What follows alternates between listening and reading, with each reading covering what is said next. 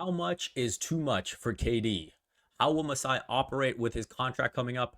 What about the best non-Vince dunks in Raptors history? It is time for the Friday mailbag.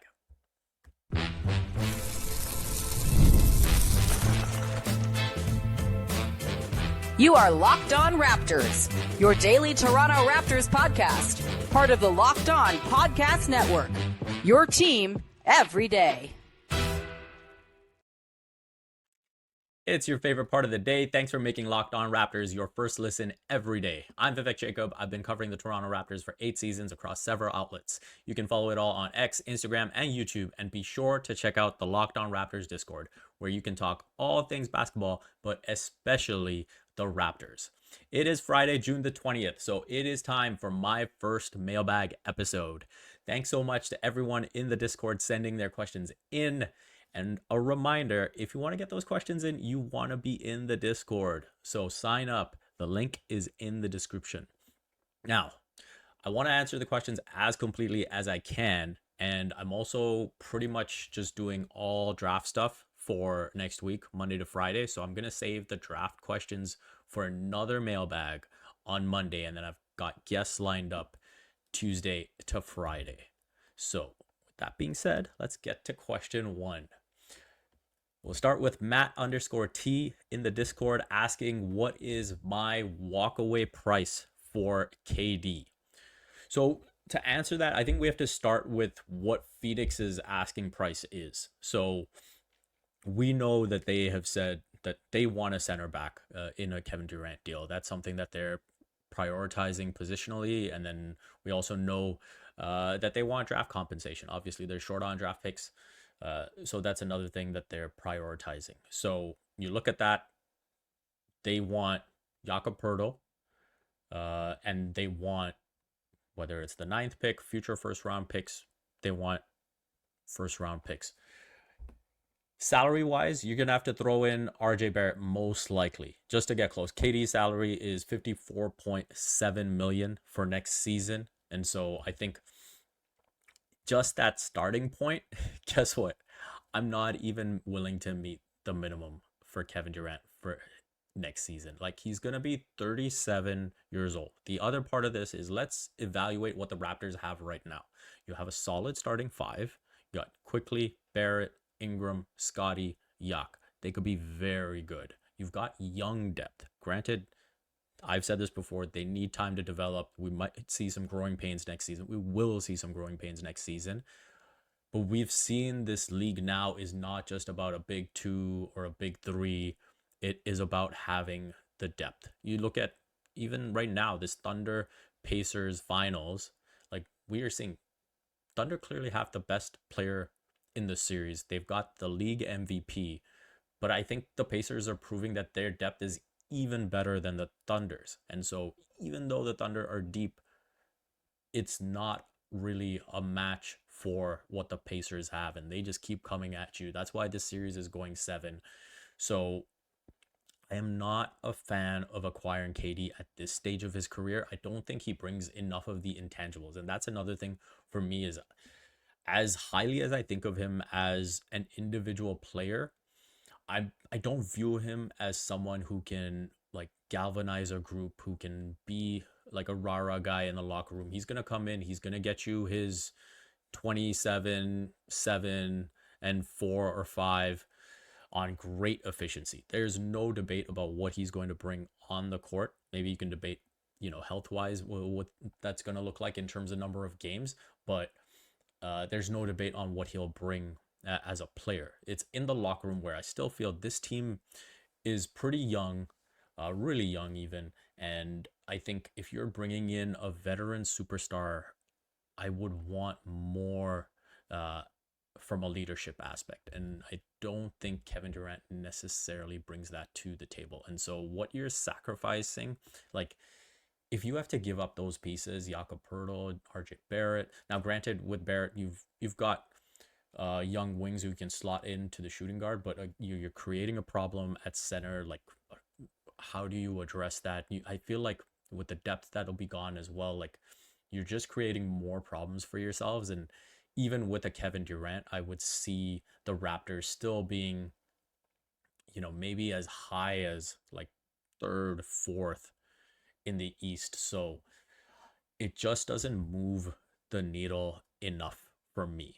And so, like, the other side of this is, why give up significant assets now, believing that another star can be available down the line? Like, we see players become available, heck, maybe even Giannis in a month, right? So, can you imagine giving up these pieces now, and then a month from now, Giannis actually says, I want out and demands a trade? And now you've given up these pieces that you absolutely would have put in a deal for Giannis. I think that would be a huge mistake. So forget walking away like Craig David. I'm not even showing up at the table when it comes to Kevin Durant. Next up, we will get into Masai's expiring contract. This is from Skip to My Lou. And I think the way I view this is, I get that the general consensus is, presidents, GMs, when they are getting close to their final year, they want to take a big swing and they don't think too much about the future of the franchise, the organization, and they just want to make that big splash and kind of do whatever they can to secure their job and be like, hey, look at what I did. I go the other way with Masai. I think patience is his biggest strength. I think he has always put the long-term interests of the team first, and I think he's going to maintain that.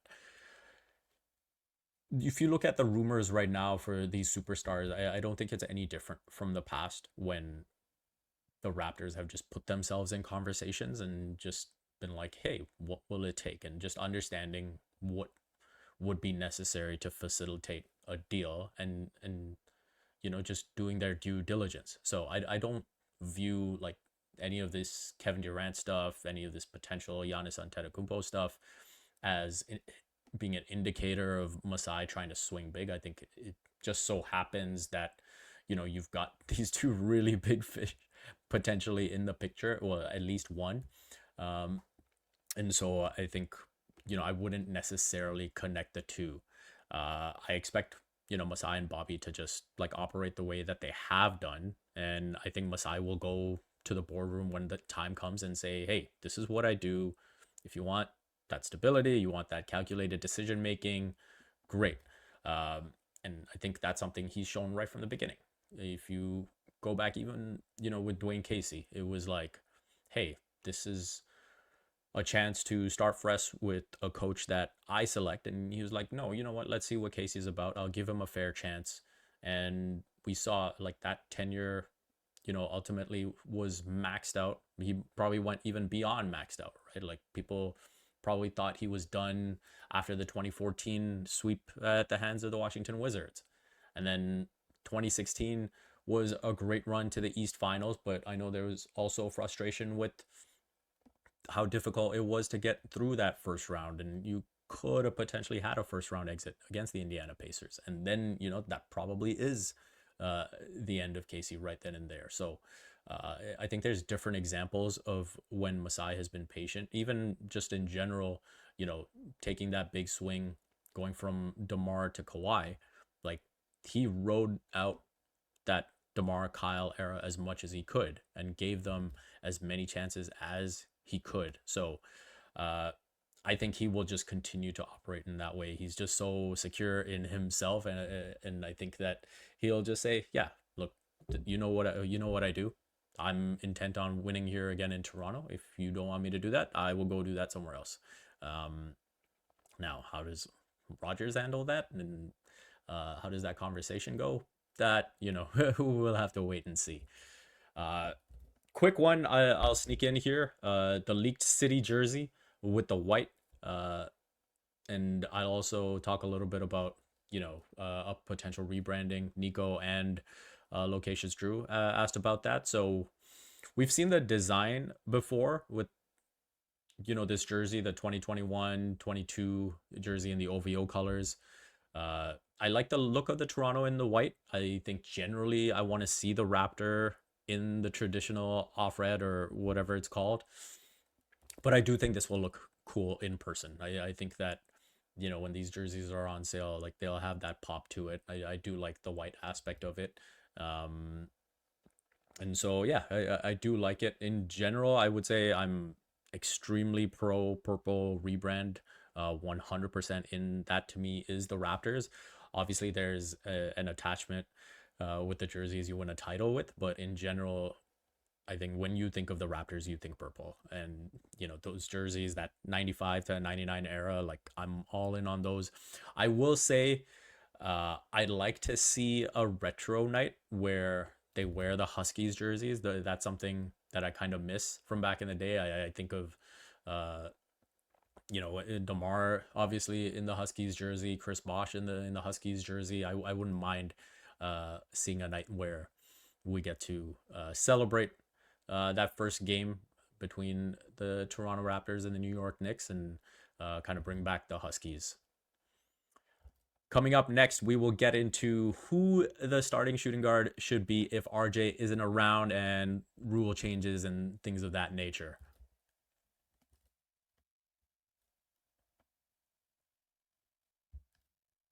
Shopping for a car should be exciting, not exhausting. But between the confusing prices and hidden fees, it can feel overwhelming. That's why I love using CarGurus. They help you cut through the noise and show you the best deals with full confidence.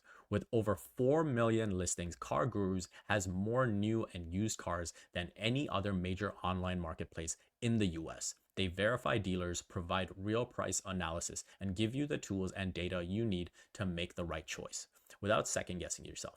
The best feature, price drop alerts. So you know exactly when the perfect car that you've been eyeing is available for your budget.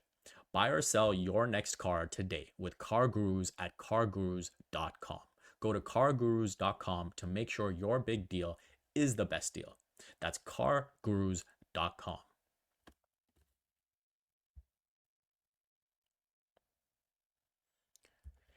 And we are back. So we shall get right into a question from Stago. Assuming RJ isn't on the team, who am I starting at the 2 on opening night and why? For me, first off, the candidates would be Grady Dick, Ochai Agbaji, and Jacoby Walter. I do think Grady is too weak defensively next to Quickly, and I also like the value of having a sniper come off the bench, so I want to have him in that role next season. That makes the conversation Ochai versus Jacoby. I think Jacoby has the greater potential. So, long term, I do see him as a potential starting shooting guard. I don't want to put too much pressure on him too soon, though. And so that's where I will give the start to Ochai on opening night if RJ isn't around, and just see how things play out from there. I think you could potentially even get like a Norm OG situation from OG's rookie year. If you remember, Norm had the starting job early in that season, got hurt. OG comes into the starting lineup, and then he's defending these elite scorers and making such a great impression. I think if I remember correctly, it was a game specifically against the Houston Rockets in Houston where he defended James Harden, and it was like, wow, like this is everything you want in a wing defender. And so if that ends up being the case, obviously not making player comparisons, but I'm saying situationally, if you just give Ochai the role off the top and then Jacoby is just playing so well that he earns it, I could see that playing out. So I think when it comes down to it, you want to have a good defender next to Emmanuel Quickly. You want to have someone who in that starting lineup is going to provide a decent level of spacing with his 3-point shot, because obviously, between Scotty as of right now, we'll see what his 3-point shot looks like next season with Scotty and Jakob Poeltl in the starting lineup.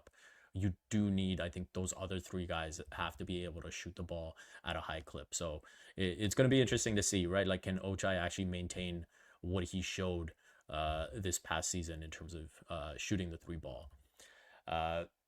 Next question is from Locious Drew again. What young player is poised to break out who is still on a rookie contract? So thank you for the clarification there. I think it's interesting going back. I just looked at, I didn't focus too much on last year's draft because I feel like there's still maybe a bit of a runway for those guys to develop. But I did look at a couple years before that. I think if I had to put someone at the top of the list right now, I'd go with Brandon Pajemski. I think that the way the Warriors are lining up for next season, I think it's going to be, kind of Steph Curry's last dance, and potentially Jimmy Butler's last dance too. So I think they're going to be all in on winning a championship next season. I think Brandon Buchemski is going to be in that starting backcourt. I think really highly of his game, just a really solid all-around player. And I think he will earn even more respect than he has at this point. He's talked a little bit in the offseason about, he wants to make that Olympic team in 2028. Lofty goals, but that's what you want from a young player, in terms of, hey, aim for the moon and hopefully you land on the stars. So he's someone that I'd put at the top of the list. I don't know if he counts this next player I'm about to say because of, the run that the Pacers have been on. But I think what Andrew Nembard has shown during this playoff run, I think he's going to take it, go into the summer, and come back next season like a house on fire. I think he is such a dynamic player, impactful player. And if that scoring continues to come along, obviously we all think back to that amazing move against Shai Gilgeous-Alexander with the step back three. And so if he can bring along more of that individual offense to go along with the defense, then I think you're looking at a heck of a player for next season, and maybe alleviate some of the load on Tyrese and Pascal. But it's not even alleviating the load, right? Like, this is just how the Pacers play, and they get contributions from everyone. So those are two guys that I really like for next season. I think one person who could be interesting is Jabari Smith if he gets traded. Obviously, we've seen rumors with the Houston Rockets and potentially being lined up as a KD suitor. And so if Jabari finds his way to Phoenix, if he ends up on another team, as long as he's got opportunity, I do like him as a player. Defensively, he's solid, knocks down shots. I thought he played pretty well in that series against the Warriors. And so he's someone where I think with a big opportunity, and so this is all contingent on him getting traded, I think he's someone who could have an impact next season. Maybe under the radar guys I would throw into the mix, and again, comes down to opportunity. Nikola Jovic, I thought when he got opportunities with the Heat last season, had some really nice moments. And so, it'll come down to whether he can continue to get an opportunity. We don't know what the Heat will look like next season. Potentially with KD in the mix, we'll have to wait and see. Two guys who I know won't get opportunity next season, but I absolutely would have loved to pick for breakout campaigns, because I think that there's more to their plate than what they're given. Next season, I'd probably go with Cason Wallace, and another guy I'd go with is Max Christie. I think Max Christie showed flashes while he was with the Mavs last season, but I think with Cooper Flag now in the mix, it's going to be tough for him to have that level of impact. And hopefully Anthony Davis is healthy. So I think from an impact standpoint, maybe we won't see that breakout type campaign that this question is about. But those are two guys, again, if they could have had bigger roles next season, then I think you would see that. One guy I don't rate very highly, but I think is just right now lining up for a lot of minutes, and so just based on that, maybe he puts up some big numbers, and so this is more of a sleeper fantasy pick for you guys, is Ryan Rollins with the Bucks. And again, there's so much uncertainty with the Bucks, and Damian Lillard is out, Kevin Porter Jr. is a free agent, so we'll see if he finds a new team. And so if Ryan Rollins just finds himself as the starting point guard, and he's just getting all these minutes, then maybe from a numbers perspective, he has that pop of a breakout campaign. Now, let's look at some rule changes. What would I like to see? I think for me, I have been a big proponent of expanding the court. I do think, when you look at the athleticism in the game today, just how big and strong these guys are, I do think uh, a bit more space to work with would help. And the main place I'm looking to change is the corner three. And so just expanding that court out to make it a 24-foot corner jumper. I think that's important at this stage in the game with the advancement of the 3-point shot and how easy it is to knock down the corner three relative to the above the break three. And that's the thing I'm most in favor of. I don't think it'll ever happen just because of the revenue that's generated from courtside seats. And so you're talking about potentially knocking a whole row back. So from that standpoint, I just don't see it happening. In terms of an actual in-game rule change, I would probably go with the FIBA goaltending rule. I think that'd be really fun. That'd be really like exciting to see because of the athleticism. And you look at when we see it play out in FIBA, when you think of all these guys in the NBA, if once they get accustomed to that rule, it created an alternate history, I guess. With the Kawhi shot, maybe Joel Embiid or someone is knocking that off the rim, and so I think that could create some crazy scenarios. So yeah, that'd probably be a rule that I would bring in. Coming up next, we are going to get to a really fun topic, a question from Nico on favorite non-Vince dunks in Raptors history.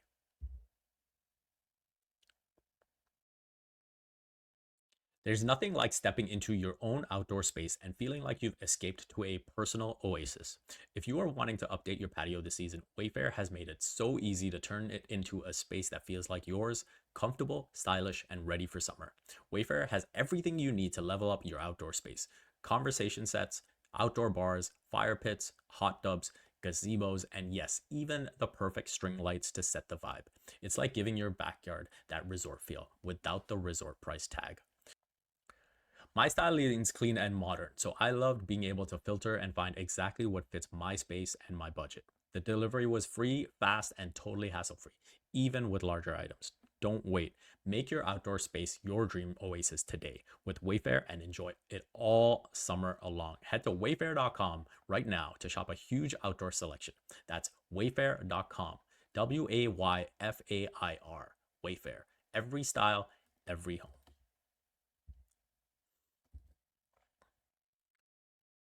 Back at it here and ready to finish things off in style. Question from Nico: favorite non-Vince Carter dunk in Raptors history. So I really wanted to dig into this one. So I watched the film, I put together a bunch of candidates, and I've got 7 candidates. So let's get through them. First up, Terrence Ross in Denver on Kenneth Faried.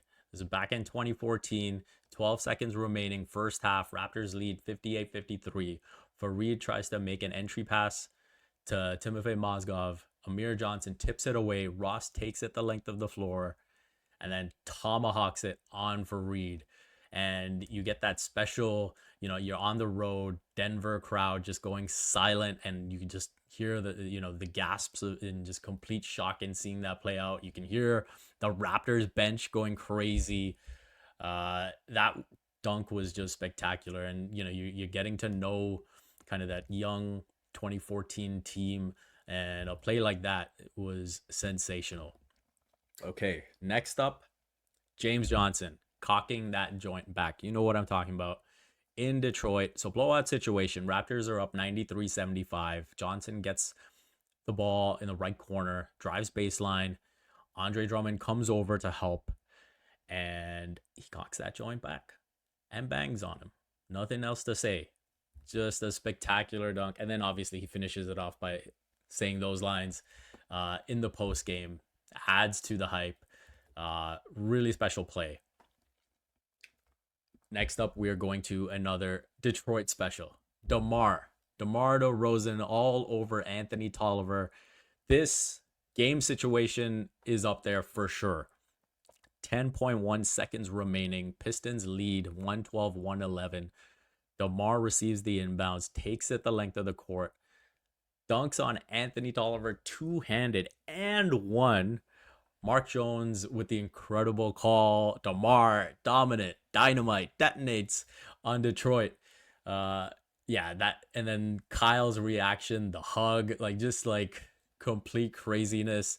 That one is going to be in Raptors fans' memories for a long, long time. A really special play. So yeah, this is already such a tough list. Then you got I've got Demar dunking on Rudy Gobert in Utah. And it's funny, like going back in my memory, for some reason I thought this play had happened after the Detroit game, but it was actually before. So it was good to go back and re-jog that memory. Raps down 1, 4:30 remaining in the fourth quarter. Again, DeMar gets the ball right side of the floor, above the break. He blows by Gordon Hayward, and then Rudy Gobert is there in the paint, and DeMar just power dunk, obliterates Gobert. The Raptors do go on to lose the game, so that's a bit of a bummer. But man, that was a crazy dunk, and again, similar to that T. Ross dunk in Denver. Crowd goes silent. You just hear gasps like, "Oh my God, what just happened?" So yeah, it's this list is pretty intense. Now we've got JV dunking on John Henson at the buzzer. This one, I mean, Jonas Valanciunas, what a play. So the Raptors are down 110-108. If you can't tell by now, situation matters to me. So Raptors down 110-108. 3.3 seconds left. Fakes the handoff, receive the inbound, at the top of the arc, fakes the handoff to CJ Miles, and then just takes it himself to the rack. Should have been an and one.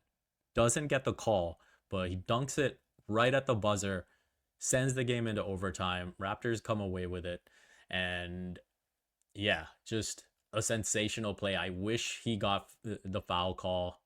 Hopefully, if he could have just gone and made the free throw and that ends up being the game-winning play, I mean, that would have taken it to an even higher level.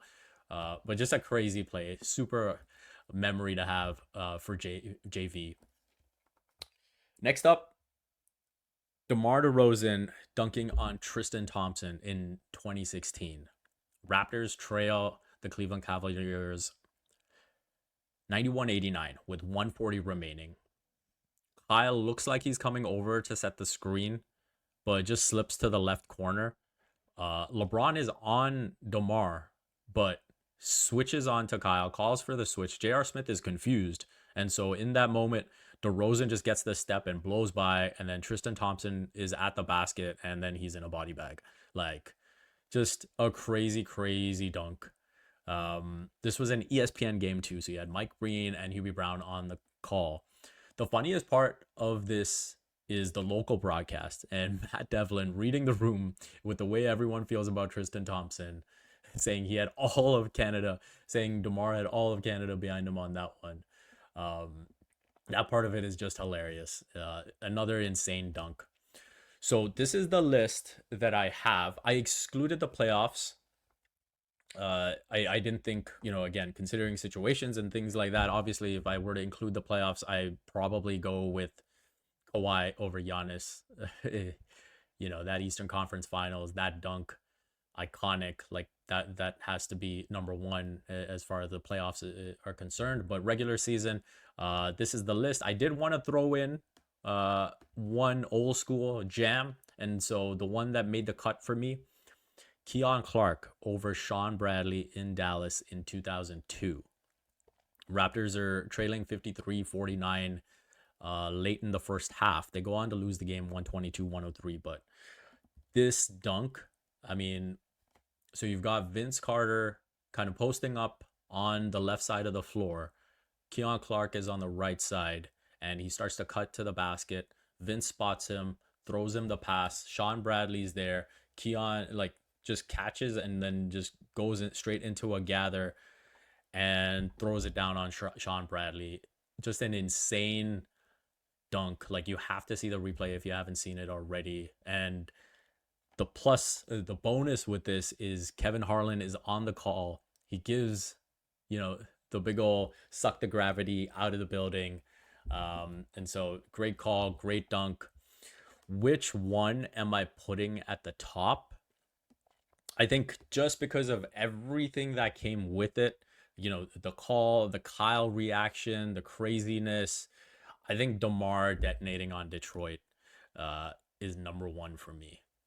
Like, just a sensational play. Like, I remember I was actually watching that game with my brother, and like we both just went nuts when that play happened. So I think that's like a pretty special one for me to remember.